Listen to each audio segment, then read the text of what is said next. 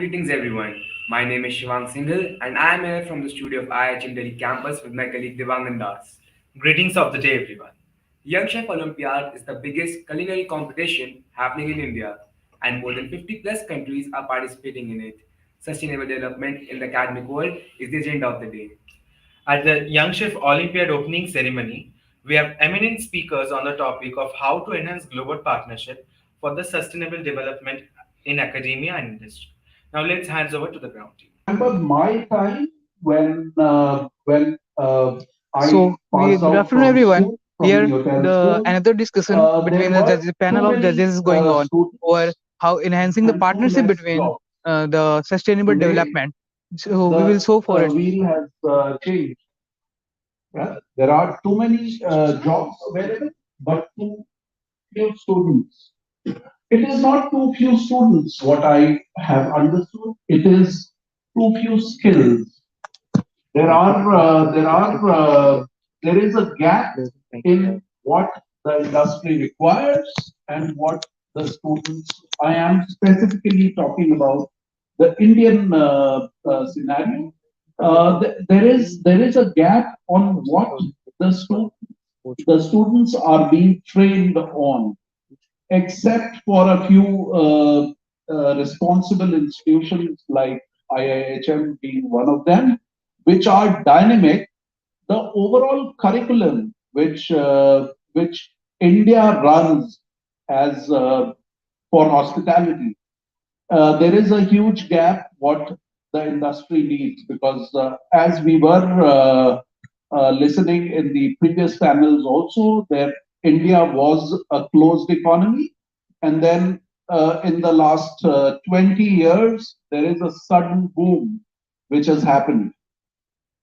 This has created a lot of gap between the demand and supply. There is it is very important for the academia to understand the need of the industry.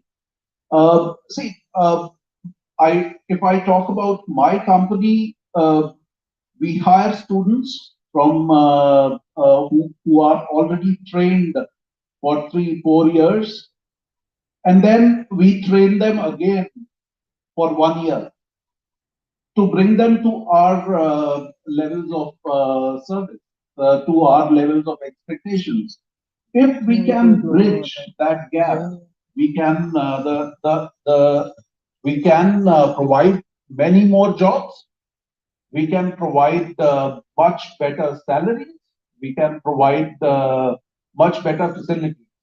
So it is important that the industry, the academics, the academia understands the gap and brings about the changes, brings about, be dynamic towards what the industry needs. So that's it's really interesting because I struggle, and I can imagine John probably feels the same kind of thing with us. Is we're in a global position now with the last 2 years of pandemic, but just generally, where expectation is you're expected to be able to deliver the same quality but on less resource, and whether that's time, whether that's money, whatever. And certainly the FE sector within the UK has found itself challenged where it's not only kind of stood still, but it's had cuts over time as well. So but I entirely appreciate exactly what industry says when they're saying we need them to have these skills, but equally, the schools sometimes have less time in order to deliver that. I have to say, one of the big positive things that come out in the UK from Ofsted is when they restructured to the new framework, and they basically changed it and simplified it to what they call the 3 I's, which is impact, implementation, and intent. And certainly one of the key cornerstones when I have to write my justification of course is how do I involve industry within that? And I'd say at the college we've been extremely successful, but equally, John, how do you think industry could flip that as well and say, how can we support you? Back with myself in the UK, we've got obviously we are governed by awarding bodies, which then obviously sit in guilds and so on. The trouble is, I think there's a big gap between industry and academia, and I think the academics are still trying to train our new learners as we were trained. When I went to college, I was in college 5 days a week, okay, and the Thursday night your work experience in the restaurant or the kitchen. My students were expected again, and I think we've got to go back to the government here. They're cutting the funding. How am I supposed to prepare a chef in 34 weeks to go and work in the Dorchester, okay, the Royal Garden in London? I've only got 34 weeks tops. And the trouble is, the standards are written by industry, but take 10 years to go through the system. So time they're written, they're out of date. It's like a new phone, okay? And it worries me because I didn't want to send a chef into industry that couldn't make a bechamel. Basic white sauce, okay, and its derivatives. So when we looked at the curriculum, they've got to cover courgettes, so aubergines, carrots, not carrots, beg your pardon, onions and so on. So we're making ratatouille. Now, if I give one of my students ratatouille, they'll turn their nose up at it, okay? But if I make that ratatouille into a vegetable lasagna and introduce the bechamel, okay, and this is where we've got to be creative as academics, okay, because the curriculum's not right, it's out of balance, then the students are quite happy to try that dish.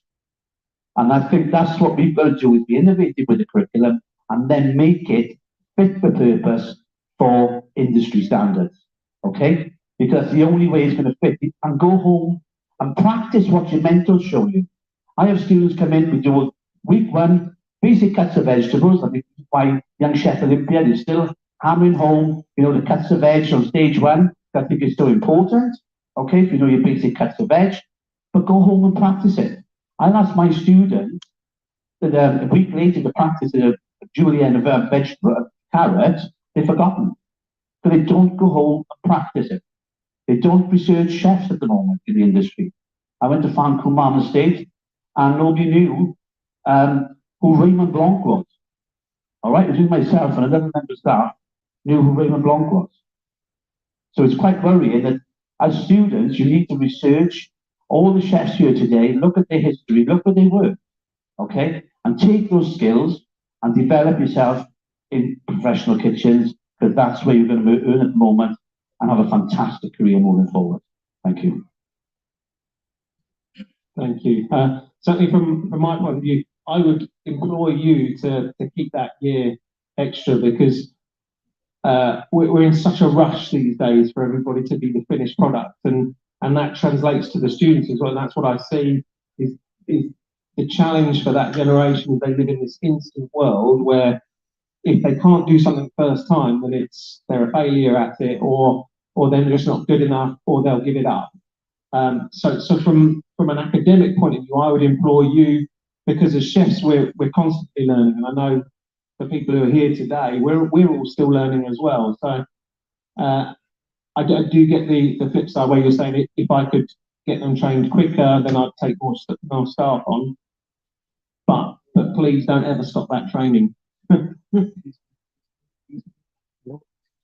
Are we a minute more? Okay, Garth, is there anything else you'd like to add? No, I just think we also have to look at the situation where we need to entice kids into the industry. I think, or youngsters into the industry. I think that they all think, oh, it's a hard life, it's hard work, and all this kind of stuff. We have to make it interesting to get people into colleges that can eventually pop out in industry. And the amount of people that go into colleges but don't end up in the industry is also a frightening stat. So yeah, I think the important thing is let's get more people to go to the colleges and take it from there. Wonderful. Thank you, everybody. Much appreciated.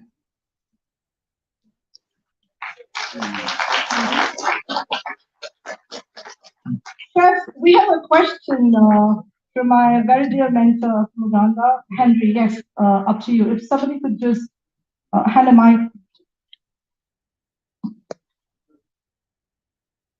Thank you. My name is Henry Wanyama. I'm from Uganda. Now, I have a question that might cut across between this panel and probably the panel that was there before, where we're here training and preparing people for the industry.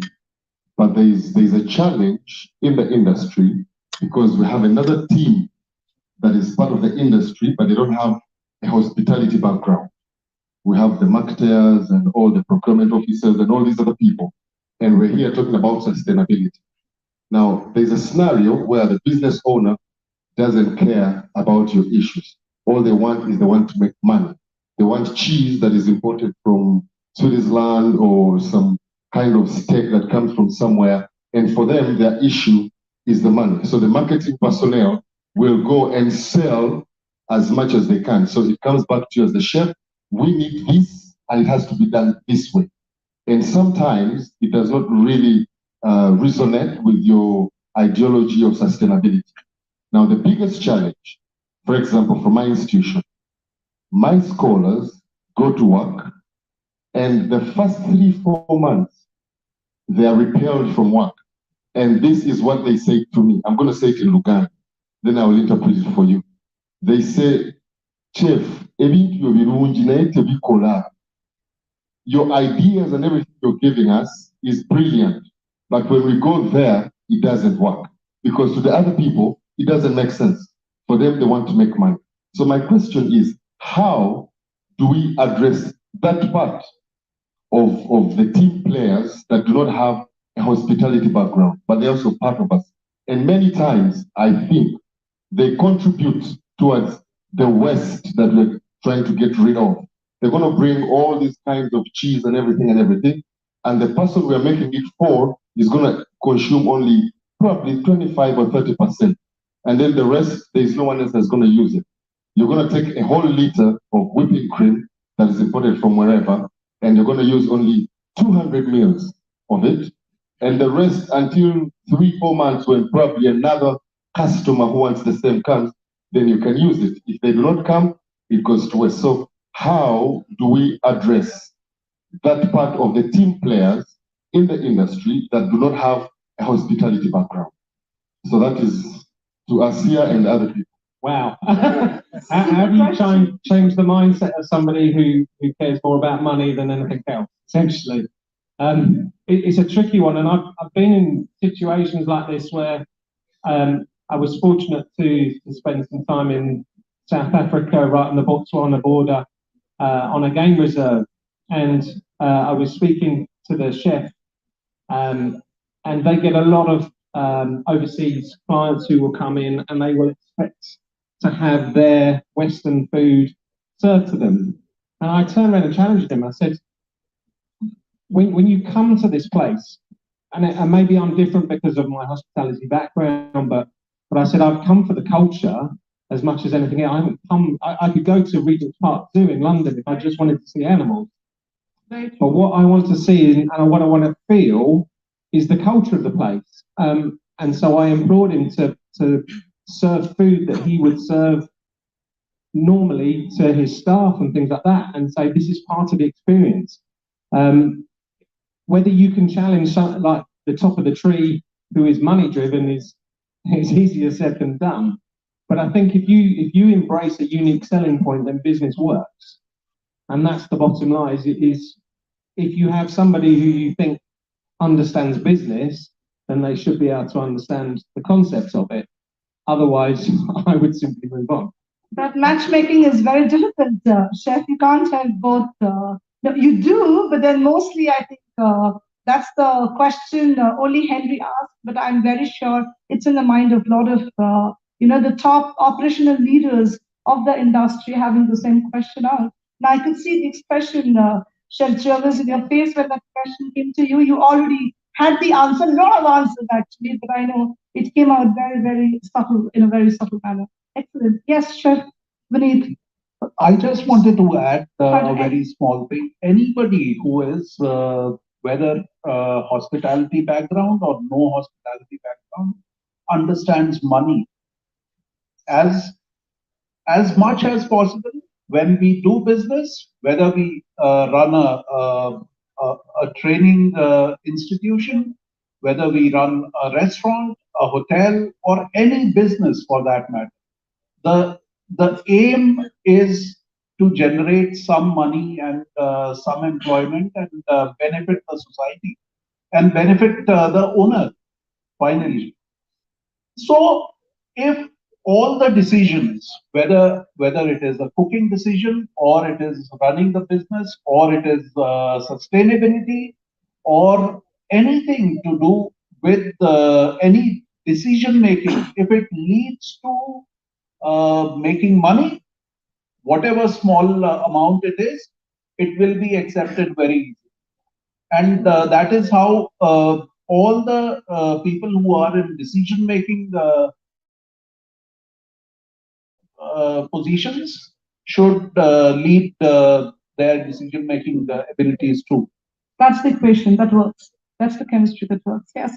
Super. Thank you all. I think it was the last panel, but the buzz was at heights. It did not go low. The moral is absolutely fantastic and to its, where it should be. That's why here. That's capture volunteer. Thank you very much, chefs. I think excellent. So I would just please request, of course, to be felicitating our panelists.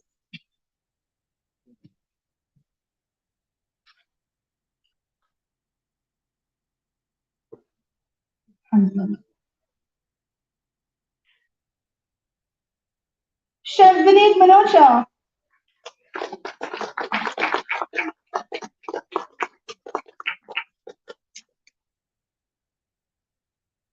Chef Paul Jervis,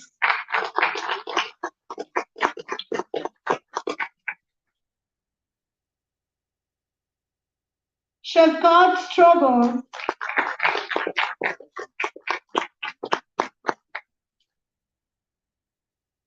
Chef John Crockett,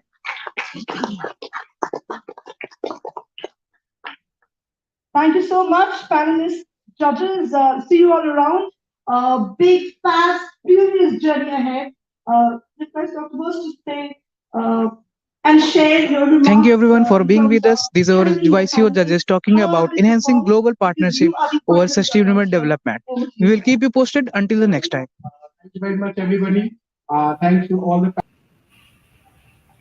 Debangan, was it interesting to listen to the noteworthy views of our esteemed mentors? Yes, it was really interesting, Shiva. Here we come to the end of a magnificent and grand opening ceremony of Young Chef Olympiad 2023. We hope it is as enjoyable and memorable for you as it is for us. Have a nice day, folk. Thank you.